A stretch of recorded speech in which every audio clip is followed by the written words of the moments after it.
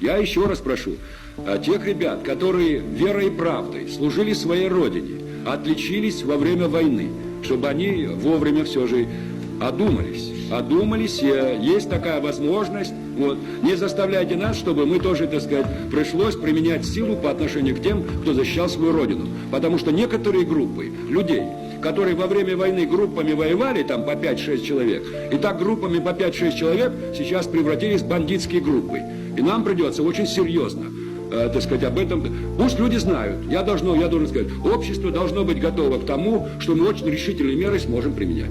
Вы, так сказать, пусть никто не бегает потом к нам. Если вы не можете, если человек не может остановить своего сына, если он спокойно смотрит на то, как его сын приносит домой награбленное, и, так сказать, вот с этим мириться, пусть он тогда не приходит потом и не говорит нам, за что пострадал мой ребенок. Вот пусть это, так сказать, вопрос не будет. Пусть он вовремя остановите своих детей.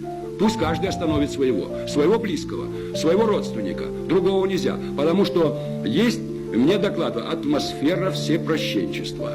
В некоторых тоже ничего подобного, это особого не случилось, если кто-то что-то пошел там, что-то сделал, такая психология. И знаете, обидно, это говорят, иногда это говорят вполне солидные пожилые люди. Молодые даже куда более радикально к этому относятся, так сказать, не принимают этого. Иногда есть пожилые люди.